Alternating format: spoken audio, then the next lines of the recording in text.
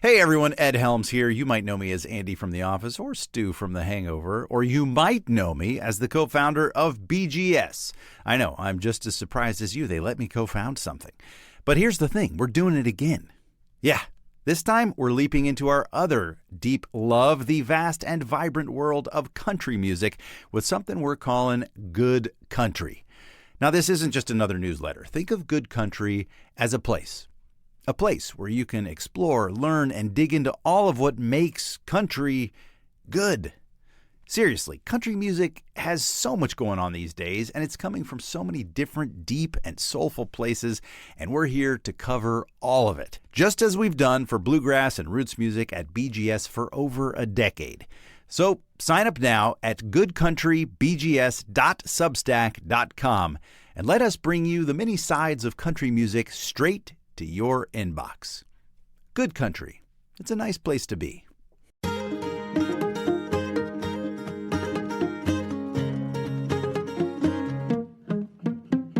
Hello, and welcome to Basic Folk, where we have honest conversations with folk musicians on the Bluegrass Situation Podcast Network. It's me, Cindy Howes. I host this podcast, and thanks for finding us. And if you're listening in real time, this is our final traditional Basic Folk episode for 2023, and we're going out with a bang.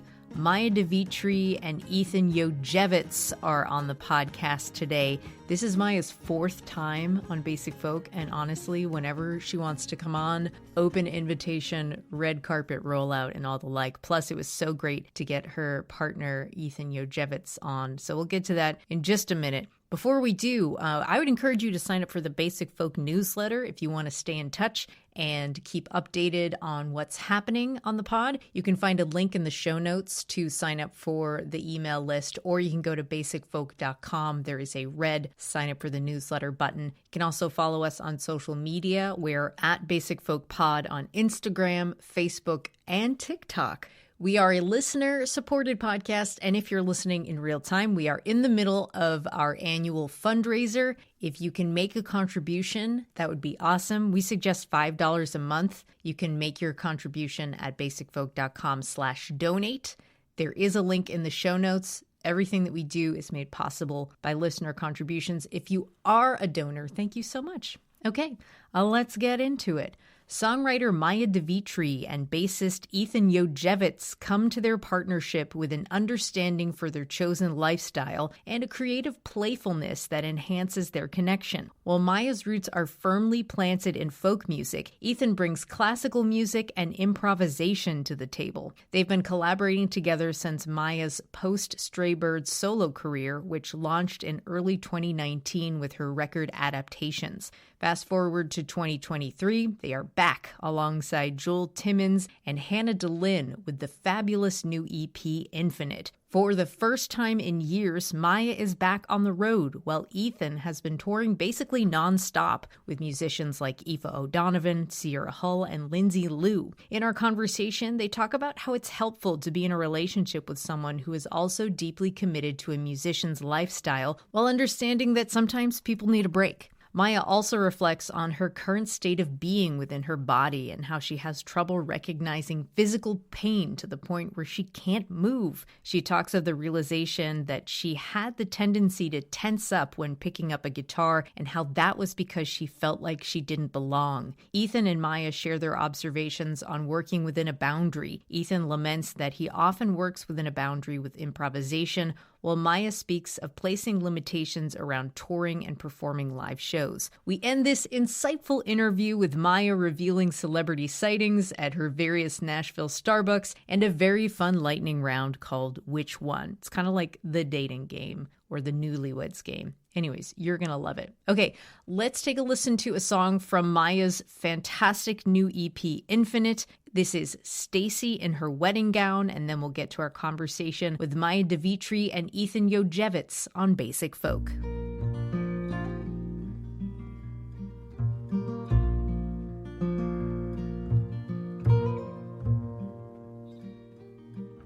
If you ever get to Nipper's Corner on a Monday, you'll find a box of love letters waiting on the bar.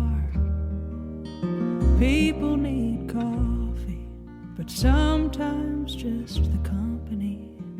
And if you want a brighter world, you've got to write the part. She's got her eyes peeled for rare coins and $2 bills. She won't need them, but the tooth fairy will. And she's breaking down boxes till she's got enough to build a cardboard castle on a living room hill. Stay fierce, stay kind. Don't let the world get the best of your mind. It helps to wear whatever gives you wings right now. Stacy pays bills in her wedding gown.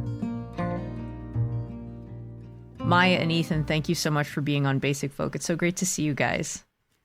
Thanks for having us. Thank you. In reading up about Ethan, I know a lot about Maya's background, but Maya's background is like very folky, especially with your family. Lots of fiddling around the campfire in Lancaster, PA, and I think kind of like a very playful approach to music and writing.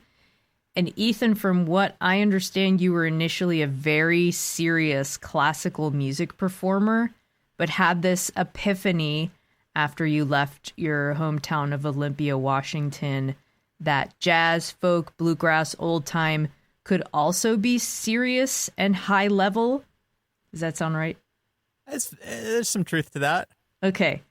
How do those two attributes translate to your musical connection, the serious and the playful? That's a great question. I did begin as a really serious classical player, and the only difference from your intel is that shift did start happening while I was still in my hometown, while I was fairly young.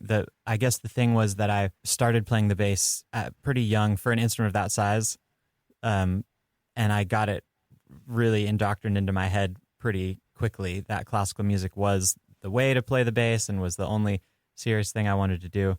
And what started the thing, I would say the main thing, there were a couple factors that came in and started shifting that, like joining the jazz band in middle school and realizing like you could play what was on the page, but it was also cool to not play what was on the page.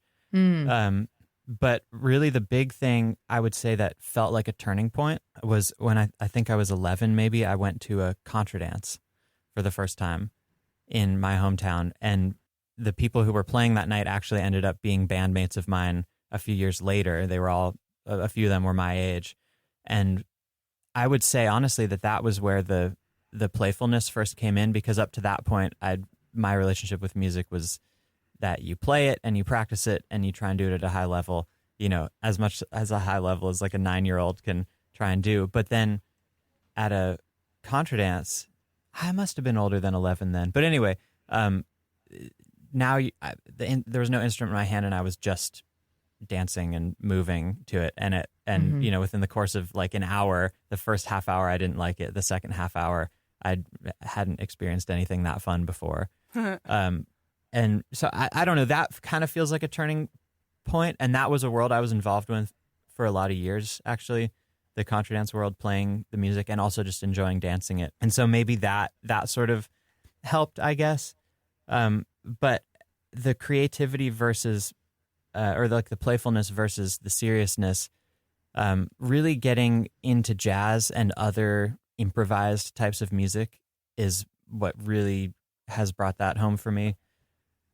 Because that can end up being sort of a confluence of, can I be purely creative right now, trying to like be a conduit from what I'm hearing in my head to the instrument, that I've never played this exact set of notes, maybe in that order before, in that rhythm, and it's coming to me pretty quickly, but can I still do that at such a level that maybe like your average listener isn't going to know whether that was a pre-composed part or not. Right. know?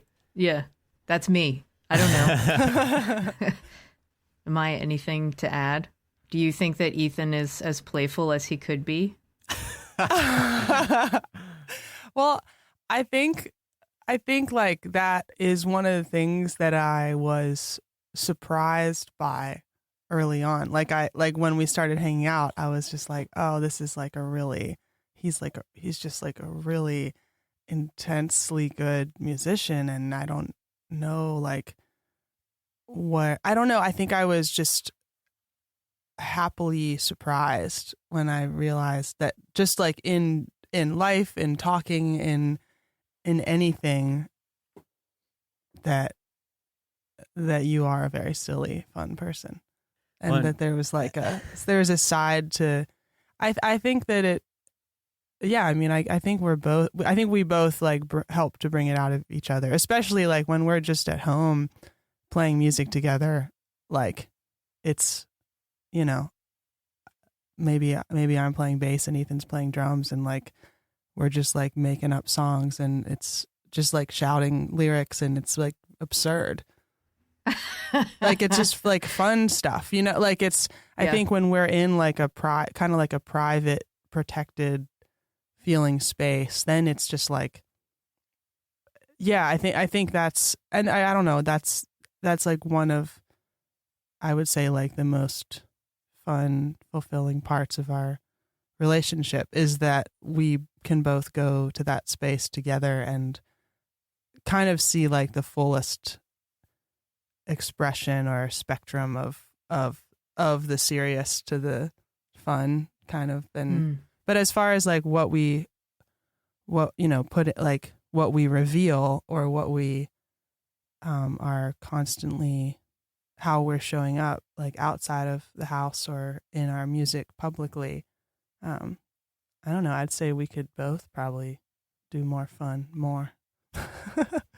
Like, you know, just more like, I don't know, like I'm always pushing myself to do that on stage, like be like not take, especially like as I shift away from like the culture that was the Stray Birds, which was very like, this is the arrangement of the song, this is how we do it, and like there was less, I don't know, experimentation kind of, or like play in it. And when I would go and see Ethan perform with bands, it was like all about experimentation and play. A lot of the times, you know, just like very free. I mean, one of the first musical things that I knew of that Ethan was a part of was he was improvising for a free contact. What was it? Contact improv group. So people are like physically interacting in a improvisatory way, and he was playing music with an ensemble, completely improvised. And I was like, what are you doing?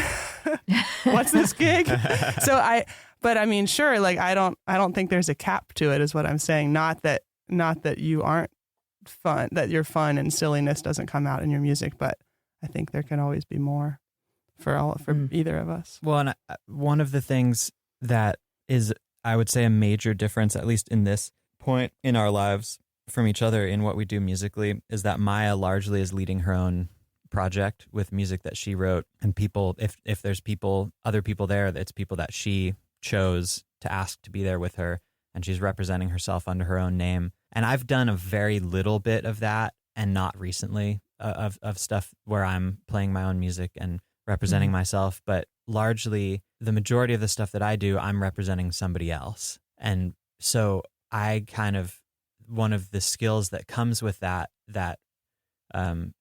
honestly, I think is one of the things that can make you a desirable side person or not, is your ability to like read the room on what kind of culture or vibe or whatever that artist or band or production that you're playing with, what fits with that, you know? And so there's going to be ones where more creativity and more like taking risks, where you might kind of fall flat on your face trying to get an idea out, but at least you tried. There's going to be places where that is the culture, and there's also going to be places where just really sticking to what you're trying to do and just execute the song well, and it is going to be the main thing, you know? So it really is like kind of on a case-to-case thing. And I think that some of the people that I enjoy playing with the most are the people that make it clear either explicitly by telling you like, hey, just be yourself, do what you want to do musically, or just with the energy with which they approach the thing, you know. And Maya, as far as like that, I also play as a side person with Maya.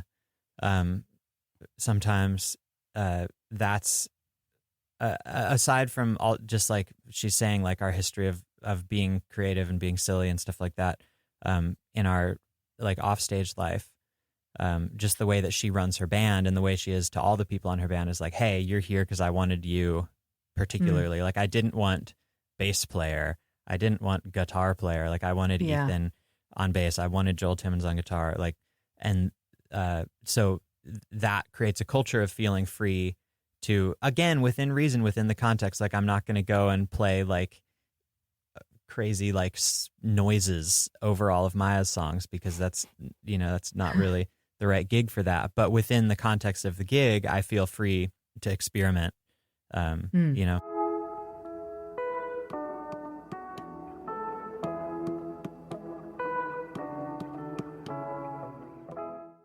My next question is like a 180 from that one, and it has to do with your bodies. Maya, you write about bodies a lot, so I want to check in about that topic with you, actually with both of you, because you just both recovered from having COVID. So however much you want to reveal, how are you feeling about your body these days? Getting better still. Like right now, I got really into yoga at the beginning of 2023, and that's kind of been the way that I was able to feel throughout the month of January, going to yoga regularly. And that is kind of like my new touchstone. Like it has been like for the whole year that passed, like, wow, I'm back.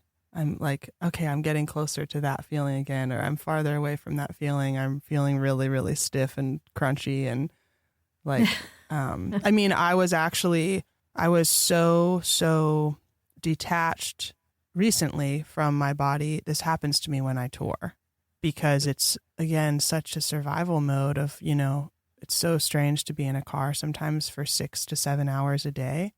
And I was doing that so much in the last couple months. And I was sitting on the stage with the gig in Portland, Maine, the last one that we did before I tested positive the next day. And I could barely move. Like I was in so much body pain, just body ache. And Ethan was like, hey, do you think you could like shift to the side a little bit? 'Cause I'm trying to, you know, get my bass up on stage. And it was a very small stage. And I just remember being like, I think so. Just give me a second.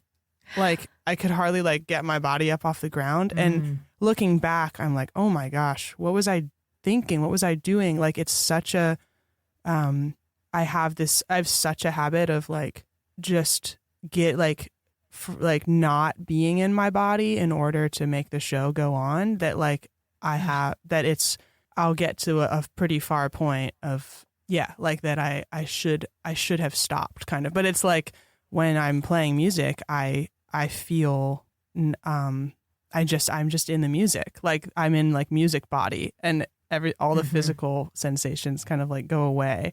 And I would like to find a way to like bring those together and be more like actually checked in to how I'm feeling in my body when I'm playing. Like, okay, like is my chest like relaxed enough? Am I grounded in my feet? And like the way that I feel when I'm at home and in a routine of like going to yoga every other day in the winter, I would like to feel that in touch by the end of November, later in the year when I'm, you know, on the road and I'd also like to kind of find what is the best I could feel while I'm on the road. And I'm feeling better overall. Like I'm getting better. And like last year, this time I had like, I could hardly wash my hair because of a shoulder injury, like something that had happened from pushing like a heavy guitar case up in the overhead on a plane. And I really struggled with that like for months and went to a variety of people about it. And eventually Alexander technique is what helped me the most she could see. I went to this teacher, Sally Honor, who has since passed away. She was in stage 4 ovarian cancer and still seeing clients in the spring of last year. And I saw her for 2 lessons, and she really transformed my relationship with my guitar and holding the instrument. She could see that when she said, "Maya, pick up your guitar," my whole body would like tense up. She was teaching me to like move to bring this idea of pause into my movements when I'm kind of like go back to like the way a child moves more intuitively with like grace and like what actually is the movement you need to get to the next thing. And she also, she just helped reveal to me that I still had some mental ideas that like I do not belong holding a guitar in front of people singing. Whoa. And which I was like shocked to realize that I believed, because I've been making records and doing my thing for a couple years now, but I still had this in my body. I had this body memory of like, it was basically what I was doing is I was like putting my arm out and kind of sticking it like I was punching away or like being defensive against the world. Like, I'm going to play guitar and I'm allowed. Don't take it away from me. I'm allowed to hold it. Don't take it away from me. Wow, and wow. It like I was gripping in this crazy way. And of course that was going to like hurt my body. And then, so now I can come to it in this way where I'm like, really, my shoulders are back and I'm open and I feel relaxed. And in many ways, I feel better in my body now than ever. But this thing about feeling detached when I start to get sick or when I'm starting to get worn down, I really, really want to. That sounds bad.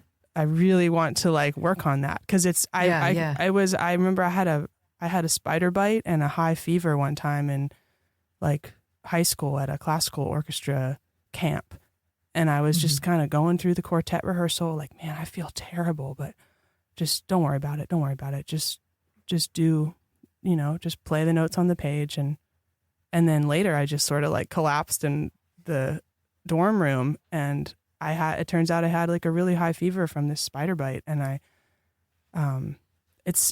know it's like something my relationship with my body and taking myself out of my body and out of pain. And it's something I'm becoming more and more aware of as critical. Don't be one of those musicians who dies on stage. I mean, I honestly wouldn't be surprised, but I need to work on this.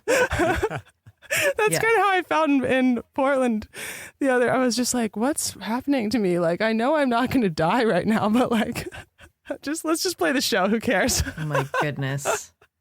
Ugh. I'm going to work on it, Cindy. Okay, good. You heard it here first. Well, speaking of getting back on the road again, Maya, you've been touring in a more serious way than you have been in years since like the Stray Birds. So you hadn't been feeling it quite yet until then. However, Ethan has been on the road touring like crazy. People like playing with people like Aoife O'Donovan, Lindsay Liu, and a million other people. How is it like for the two of you to relate to each other in that time where Maya needed rest from the road, Ethan is on the road? How could you relate and yet have your own autonomy to either not tour or to go out on a tour? I think probably the biggest thing is that we both understand the lifestyle. I have friends who have run into problems dating people who aren't musicians. I also have friends who say like you should totally not date musicians so you get some variety in your life or That's something. like a blanket statement. It's pretty. It's for pretty, everyone. Yeah, but the nice thing, it's a pretty weird lifestyle that we do. Even for like business travelers, which I honestly try and call myself, like a lot of times I take great joy in saying, when it comes up with some, especially a stranger, say, "Oh, I'm traveling for business right now. I'm on a business trip," But even compared to like other people who what you'd more so think of as like a business traveler, like we travel a lot. I mean, it's not like we're just flying out to a conference or something every weekend, or to see one client or something. It's like you fly somewhere and then you travel more from there. You sleep in a different bed every night and like set up and do your show in all these different places and like try and find the right food to eat while you're doing it and try and make sure you're getting enough rest and making sure you're not like dying on stage. Always make sure you're still breathing. It's just like a pretty weird lifestyle. And it's also, the other thing that's kind of weird about it, we were just talking about this morning because an old friend of Maya's visited us yesterday. He's in town on a business trip. The company that he works for is doing a conference for the whole week in Nashville. And, we were just cracking up that yesterday he was like, "Hey guys, I need to log on for like a half hour." And then he goes in the corner, gets on his computer, does his emails, and then he texts us, "All right, let's go do something fun now." And that kind of separation between work and not work is harder for us because we choose for our work to do a thing that we also truly deeply love, that we kind of can't live without, music. And so it's just that it's a really complex kind of connection where it can be really tough sometimes, especially travel related. And especially like say like your body's hurting for whatever reason, and that's affecting your ability to play or to feel good about getting on stage, whatever. The fact that we can both relate to that, I think, just is a type of empathy that I don't take for granted, and we had a realization recently that let's see if I can get the thought out correctly. But both of us in our younger years, so-called, like our younger years, did various kinds of travel, like more kind of scruffy kind of travel. Like I did a lot of backpacking. I took like hitchhiking trips on purpose. And Maya took a really long road trip across the country with some friends where she was busking for dinner money every night, and she like rode her bike with a friend like all over Europe, and slept in parks and stuff like that. Like we did some kind of interesting off the beaten path stuff like that. And we realized that we both too have had this interest in, we've both like thought of wanting to try train hopping in our lives before. And that's more like a thing that we thought about when we were younger than we are now. Mm-hmm. And neither of us ever did it, but we knew people who did it.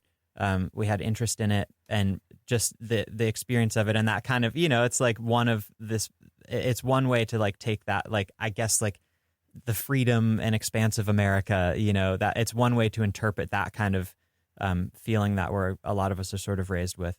But what we kind of realized recently is that the lifestyle that we've chosen, and I don't want to like say that like we're as cool as train hoppers by like traveling around playing music, but that it's sort of, it relates to that, like that the fact that we chose to do this kind of semi-nomadic existence where you are sort of going and playing music for your dinner. Maybe the bar is a little higher, or maybe you're actually standing to make like a living so-called from it. Mm-hmm. But it is still a kind of like, hey, let's pack up our backpack and let's go hop on this thing and let's go to another town and let's post up and let's do our thing and see what happens. And I think that was a cool realization we recently had, that maybe some of those feelings of just wanting to get up and travel that we had when we were younger have been able to meld musically into a thing that, relates more to the, like, the general culturally accepted, type of, it's somewhat culturally accepted type of way to make a living. But that also encompasses the feeling of just like the joy of the unknown of going somewhere and traveling. Anyway, so all that to say that basically I think we sort of see eye to eye on what we choose to do with our lives. And I think that helps not worry too much about, like, if one of us is home and the other's away, or maybe we're traveling together, or maybe we're both home or whatever. We have an understanding about it all. Yeah, like it's its own separate relationship in a way. Like the relationship with the unknown, or the relationship with the cracks of, like, seeing the behind the scenes of the theaters and what happens when everybody else packs up and goes home, and who is sweeping behind the bar now, and what's it like? Who do you meet in the alley when you're loading out of the gig at 1 a.m, and who else is still on the street at 2 a.m. when you're like pulling into the hotel, and like those are these like glimpses, and these like and then the thing with, I think, like, yeah, like with busking and traveling in that way, and camping in, kind of hiding spots along the highway or something, and pitching your tent wherever, and that it's this kind of, yeah, like what's in the margins, like what's in the invisible spaces, and I want to go there and see who's there. And like Ethan did a lot of homeless outreach and work with people living on the street in Olympia when he was growing up, and I don't know, just like the interest in seeing some of those things has like never died in us, and I think that's kind of a perspective, or it's like it's a separate relationship. Yeah, like when, instead of like, oh, are you gonna outgrow this fun activity of traveling or something, like that it's a great adventure. Like, I know that Ethan will never ask me that. When are you going to give this up? Yeah. Right. Yeah. I wouldn't ask that. I might ask other questions, like, about like when her shoulder was really hurting, more questions that about like, hey, what's that about? How can I support you in like making that healthier? But it's not about like, oh, your shoulder hurts, you should stop being a traveling musician and stay home. Stop. You know what I mean? Would never think that. Which is interesting, because like when my shoulder hurts, sometimes I'm like, you know what, I should quit. I should be a physical therapist, actually. I should work in human resources. I should, like there's many pathways that I will go, and then mine is always a dental hygienist. I've also looked into this. That, yeah. This seems like a nice life. Yeah.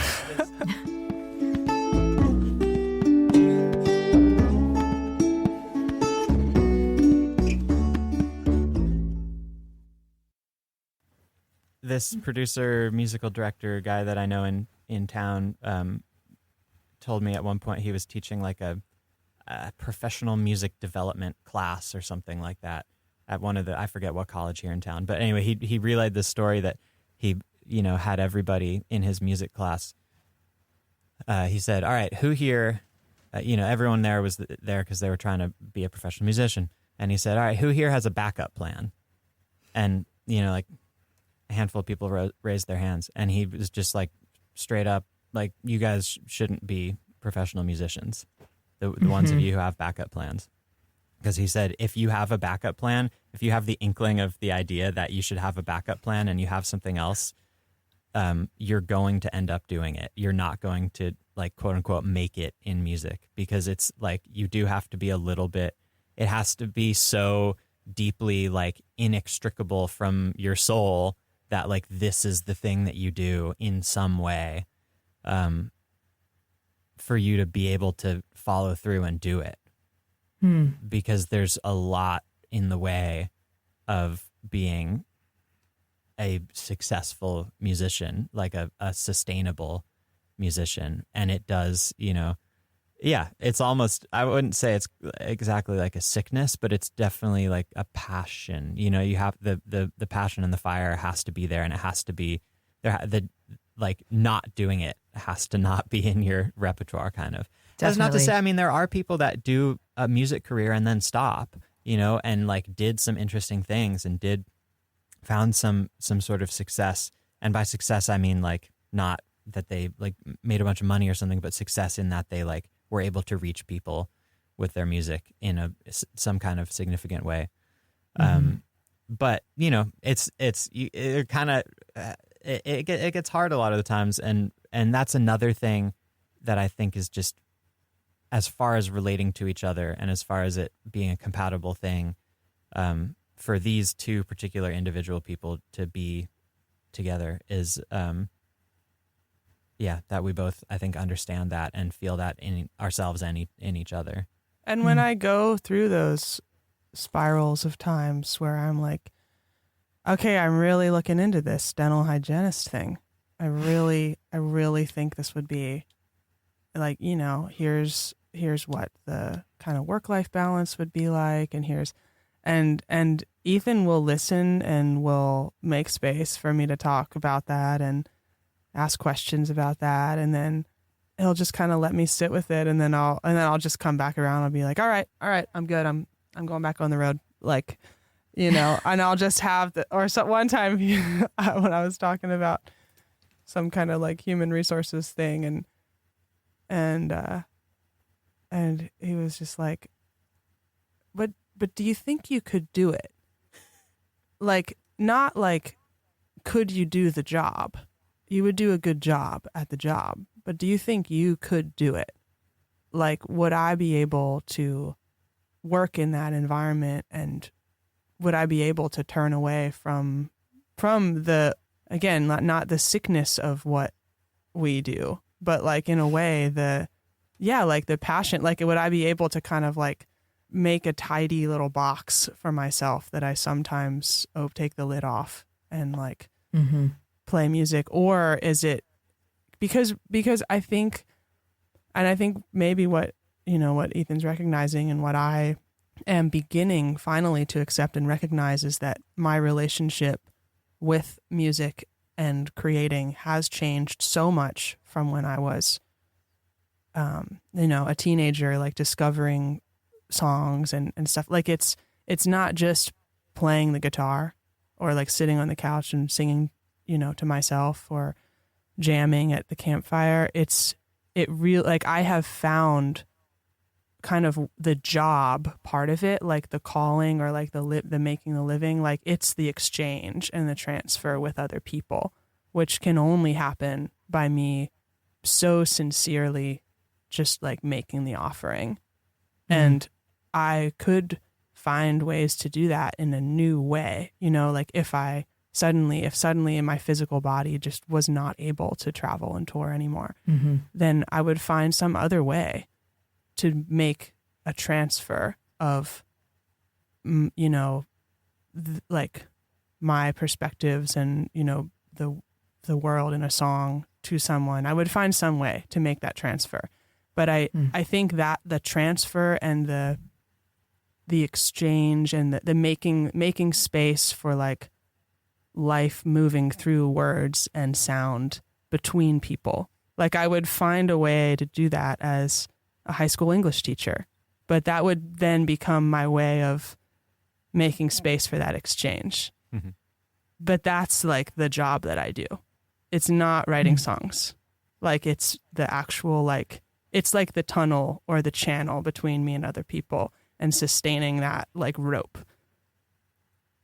I don't know if that I think we should makes sense. It totally makes sense. Yeah, I don't know. I think that's like, I think what sometimes gets me to a place of feeling the burnout is that relationship, that giving and receiving is exhausting, and it's real work, and it's really specific work.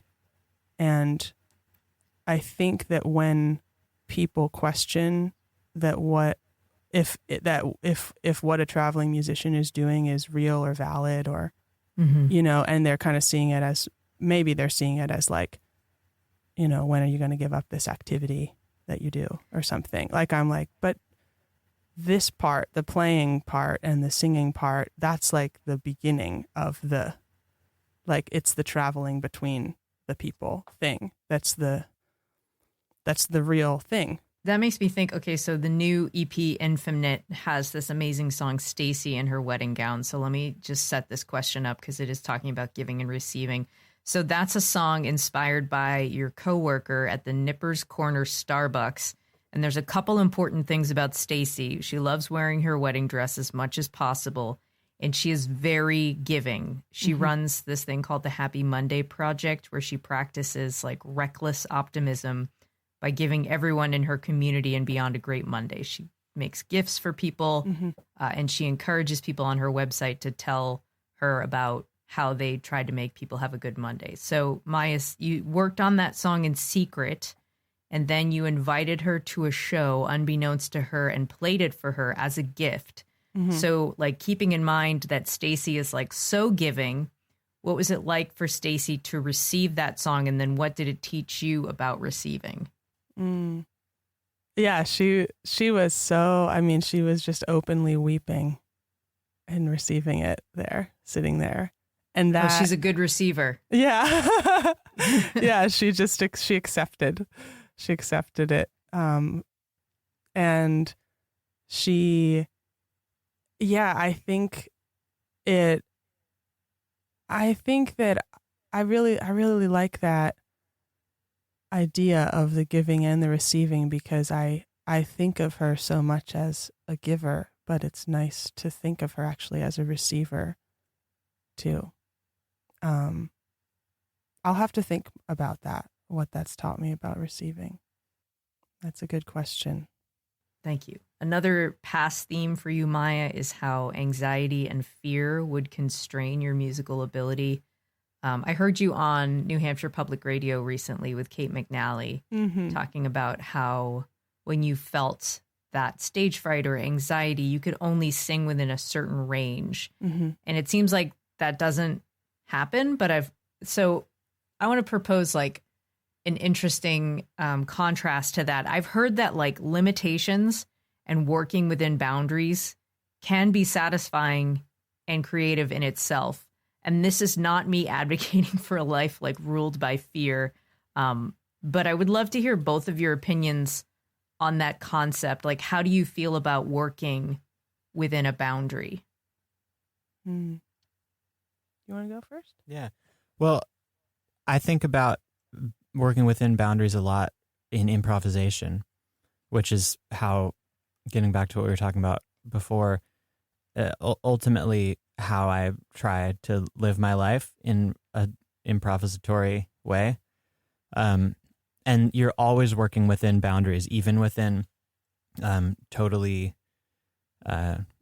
even when you're totally freed up without a plan and just trying to do something. Like right now, we didn't know what questions you were going to ask ahead of time. Like all we knew was to show up in front of the computer with some microphones turned on at this time. But there are some sort of understood parameters of this interview, which is one, that it's an interview. So there's probably going to be questions asked and we're going to answer them, like, and relatively try and stay on topic. I'm not going to like start talking about like how I really want to like get a new engine in my Jeep, you know, that's off topic. So that's one. That's on my Jeep podcast. That's on the Jeep podcast. So that's like one thing. The also sort of understood thing is that we're probably going to speak in English. That's the only language I speak. Maya speaks some other languages, but that's definitely the language we all share in common between the three of us that we can most easily communicate in. So there's some parameters right there that we might not necessarily be thinking of, but I try to be aware of those in general. And as you hone that in, when you look at that musically, you know, like I was saying earlier, with this band, I might not make weird noises on the bass, but with John Mylander's Forecast band, I definitely make weird noises on the bass.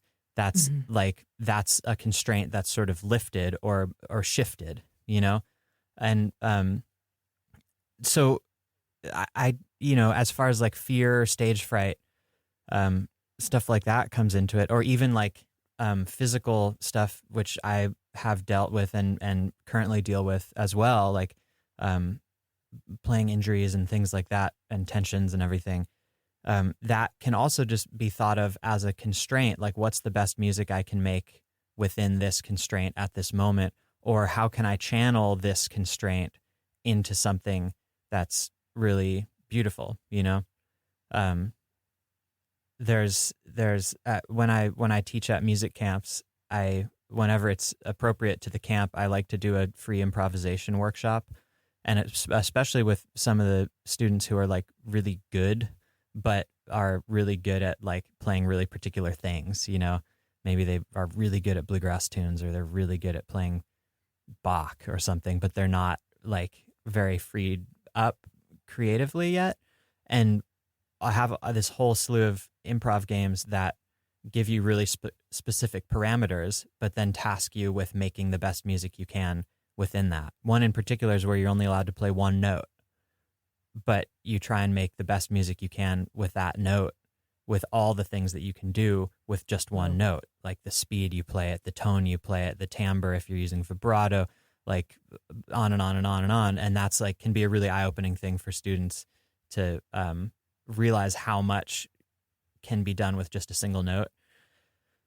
So all that kind of relates together for me into the whole thing, because I try not to think of again as like we're talking about like sort of living a musical life. Like we're not like, we don't go like plug into music for 30 minutes and then disappear from music. It's kind of intrinsically within us all the time. And so working on within constraints, musically in my practice or whatever, or recognizing constraints in conversation or whatever else, when other constraints come up, like, you know, okay, I feel constrained in my creativity right now because I'm nervous, then I've practiced still being able to like express myself even within a constraint like that, I guess. That's the goal, at least. Yeah, totally.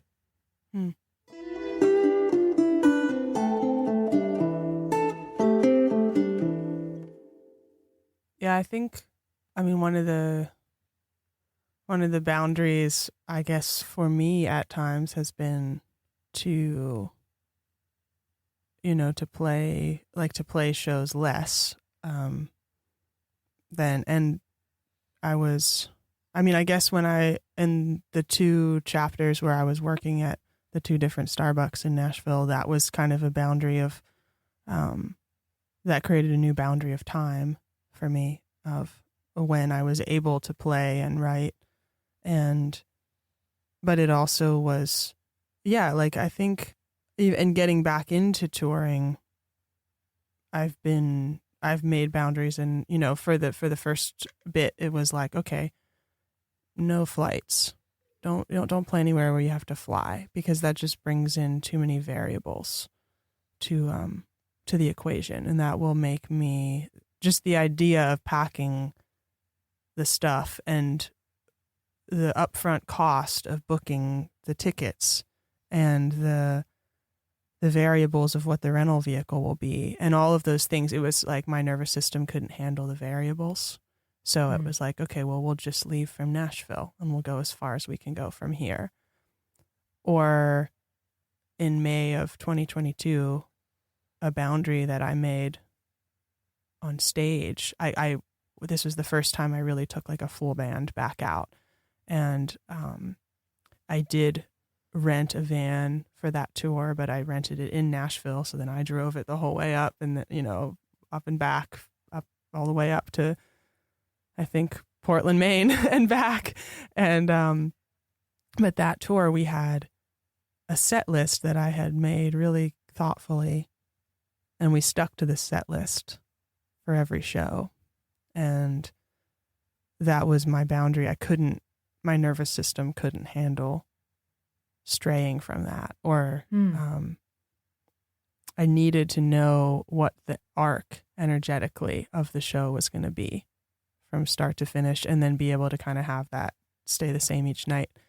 And like, I just did this tour with Joel Timmons. We were playing duo. We were opening for the Wood Brothers, and we had 10 shows in a row, and we didn't play the same set any night, and we actually didn't really have a set list. I had a pile of songs that I would write down, and they would just be laying on the stage, but I would kind of read the energy of the room in the midst of each song and after each song, and then I would know where we were going to go next.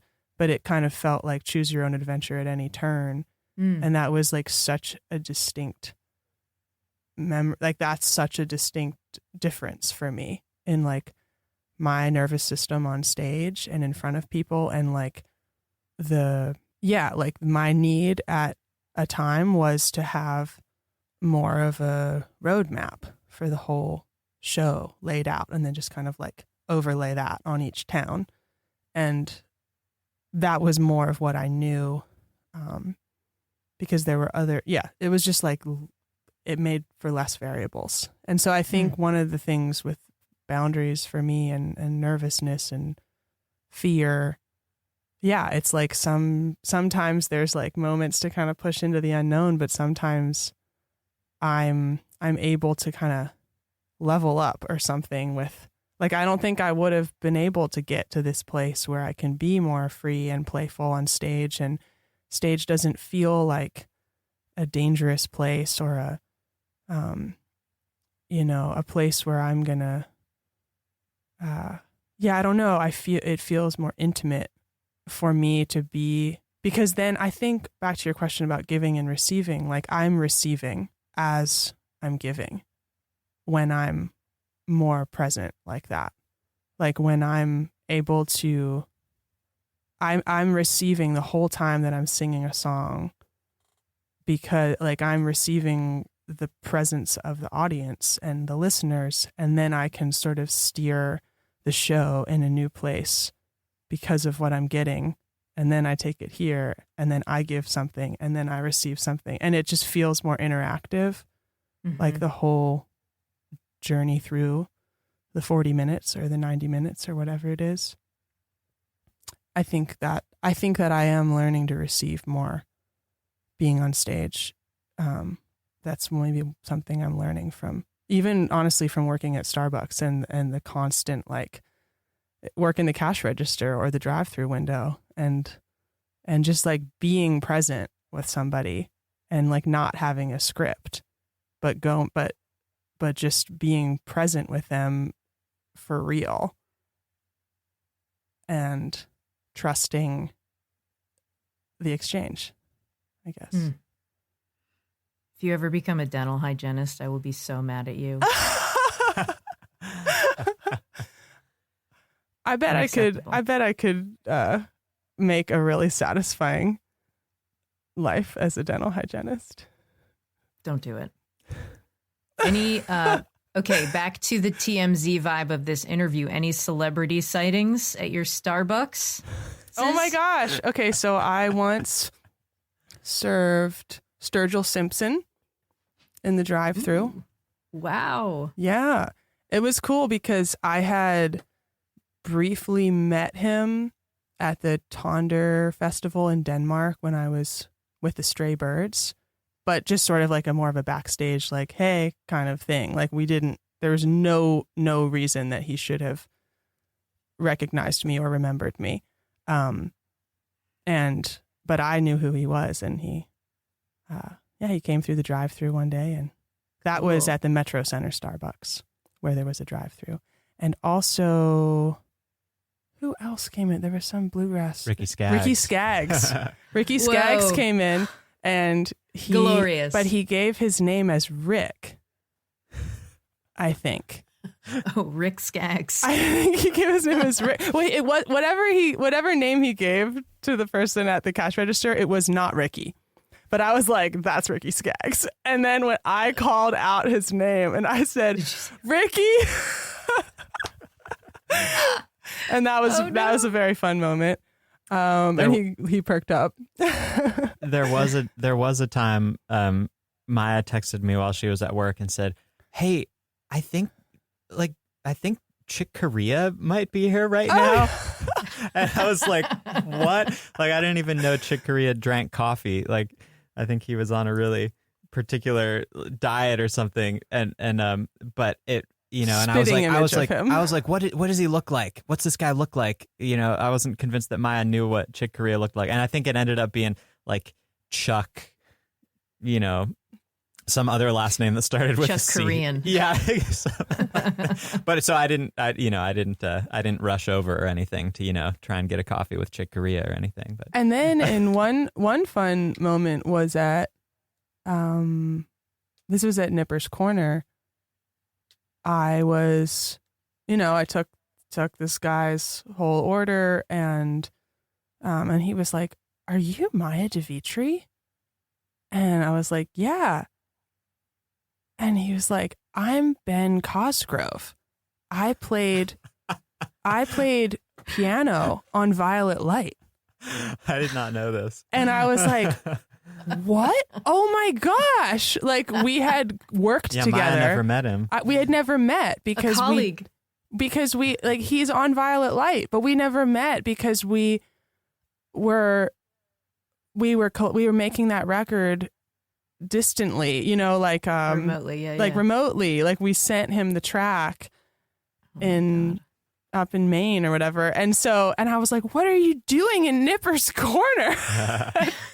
And he was, you know, working on music. But I think he like thought, like, when he got up, he saw like my tag said Maya, my name tag. So he was like, "Wait, are you Maya de Vitry?" That's hilarious. These are good celebrity sightings. Okay, we're going to wrap up with a very special edition of the lightning round. Ooh. It's called Which One? I am going to ask you both a question, and then I'm going to count you down 3, 2, 1, and at the same time you tell me what the answer is, and the answer is either Ethan or Maya, and you can choose your own name. Okay. All right. Is this clear? I think so. Okay, so there's two choices. Yep. Ethan or Maya is the answer. Ethan or Maya. Okay. All right, ready? Here we go with which one? Which one is the planner? 3, 2, 1. Ethan. Maya. Great start. Okay. Which one is the driver? 3, 2, 1. Maya. It depends on where we're going. If we're on tour, I'm if we're driving. on tour, it's Maya. If we're going to the woods, it's usually me. Yeah. Okay. All right. And on the drive, which one is the DJ? 3, 2, 1. Ethan. Okay. All right. Here we go. Which one is the jokester? 3, 2, 1. Ethan. So reluctant to say her own name. Which one is the cook? 3, 2, 1. Ethan Maya. Yeah, Ethan Maya. Ethan Maya. Okay, there's a third answer. We do have a routine for breakfast, though. Yeah, Ethan makes the coffee and I make the breakfast. That's our one routine. Okay. All right, couple more here. Which one reads all the fine print? 3, 2, 1. Ethan. Okay. Yeah. Sending all my contracts to you, Ethan. Yeah. All right, this is the last one. Which one would rather be on stage? 3, 2, 1. Ooh. Like, Yeah. Not sure. Ethan. Maybe. Like, I need more information about the question, I think. That's it? No, that's Just all say you're Ethan. getting. Sure. Let's say Ethan. Well, this has been fun. Thank you so much for doing this. Really, I love the new EP, Infinite. Maya, like, everything you do is amazing. Ethan, it's like It's always so fun to go to a show and be like, oh, there's Ethan. I feel like you're at like 95% on stage. You're like at 95% of the shows I go to. Funny. It was really great to be able to talk to you in this format. So I appreciate you both being here. Of course. Yeah, thank you so much. Thank you.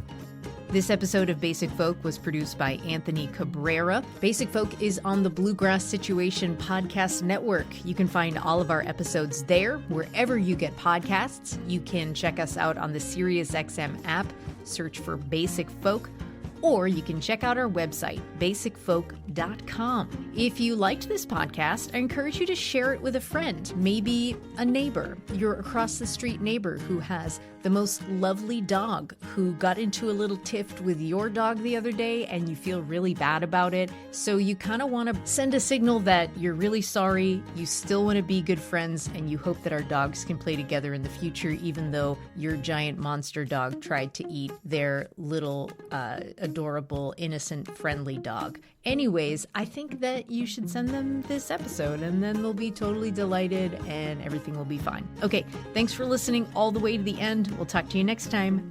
Bye.